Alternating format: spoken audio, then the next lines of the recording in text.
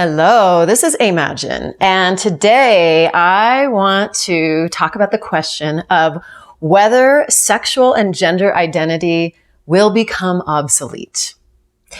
Now, a lot of debate has happened around identity and how much is identity needed and what is the point of identity? And I think that we're asking some really good questions about it. And so it's a little more complicated than just, I don't need a label, because sexual and gender identity have played some really, really important roles for a lot of people. For myself as a queer person and as a polyamorous person and part of kink, as someone that's a part of kink communities, there's many, many sexual identities that I have and that many of the people in my communities have.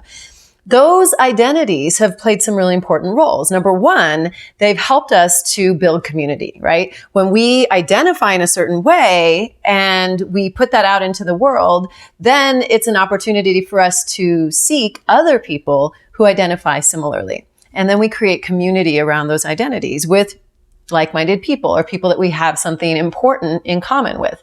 So community has been a really important piece. Along with community comes visibility, right? Visibility also very, very important. Why? Because we have, done a lot of political activism with that visibility. It has allowed us, certainly the LGBTQ communities have really made huge strides in terms of our rights, our human rights, because of that visibility. And so visibility and human rights really go hand in hand. If communities aren't visible, then the needs of those communities may also not be visible.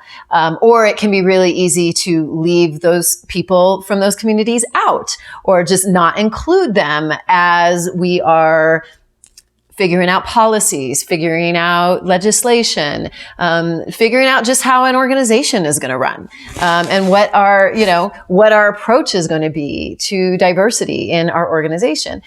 So having that visibility allows us to really see the diversity that is there. It allows us to really be inclusive and to work towards greater rights. And so there's something really important also about acknowledging that there might be differences in people's needs based on their identities and how they walk in the world.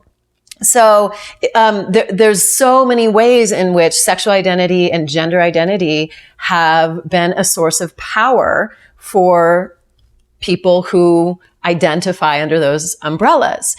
Now, identity is confusing to a lot of people. As a queer person, I get asked all the time, what does queer mean?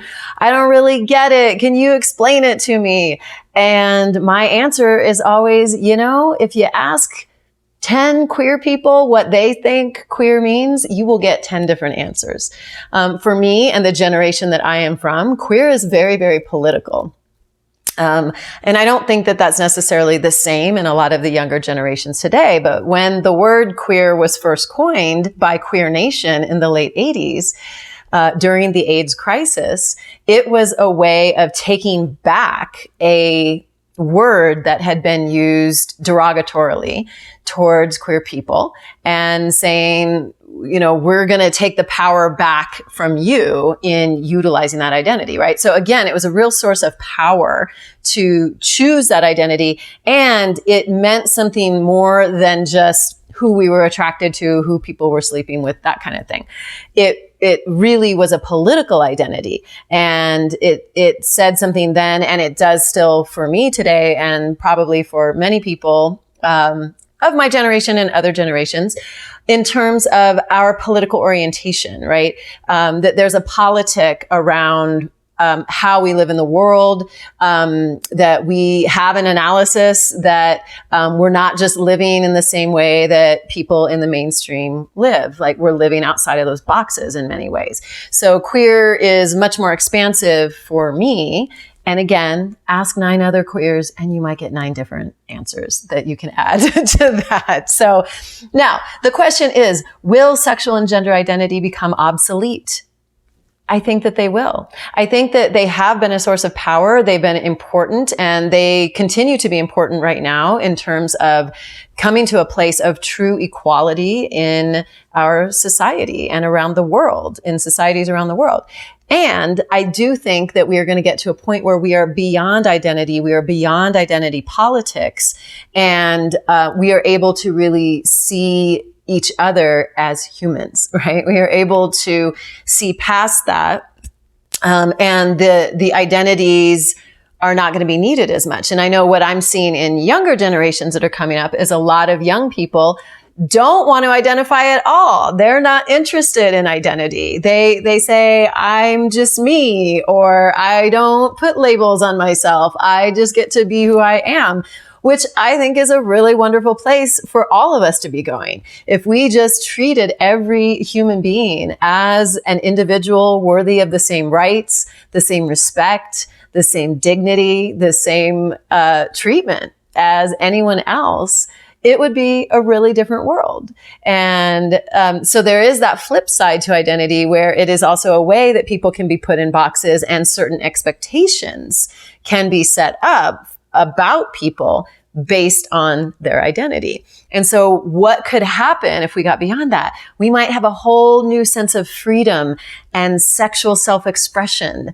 Even within identities, right? Sometimes it's like, oh, I'm a butch lesbian, so therefore I need to behave in this way. I need to like femmes, or I need to be the assertive partner, or whatever, right? There's so many ways that we can place these gender roles and other kinds of sexual roles, or just societal, cultural expectations on people based on their identity. And I think it would be a really powerful thing to not have that at all anymore.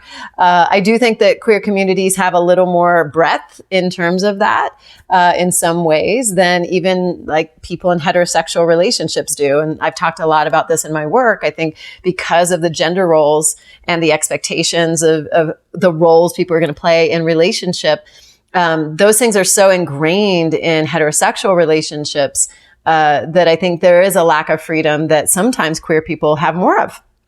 So I think you could make an argument in both directions.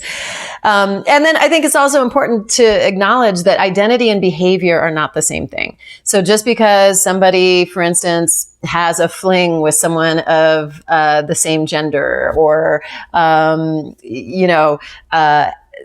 has sex with in a certain kind of way one time or even several times, that doesn't mean that they necessarily are going to identify with that or choose an identity that relates to that. Identity can only be chosen by the person who has the identity. If other people identify somebody without, that sort of wasn't chosen by them, right? That's called labeling. That's different. So we choose our own identities. And so it is a powerful thing to say, I am this, right? I stand in the power of X, Y, or Z, whatever that identity is. And so I think there really is an opportunity for us to free ourselves of preconceived notions of who we are. And I think as, if we talk about the greater cosmic world, the greater spiritual world, there is no gender. We don't have identities in that world, right? And so if we really are seeing each individual as a spiritual being, as a powerful spiritual being, a powerful universal being, then identity is totally obsolete and doesn't even really have a place there. So I do think one day we will not need sexual and gender identities. I still think we are in a world where they are important and they play important roles.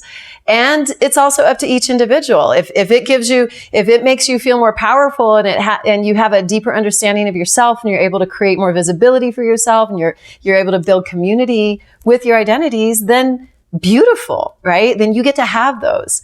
And if you feel like they're limiting, you get to not choose them. It's each individual's choice. So I hope that this was useful. I would love to hear some comments from you about your thoughts about sexual and gender identity and the role it has played in your life, whether it has played a role in your life, either for yourself or for understanding other people. And do you think it will one day be obsolete?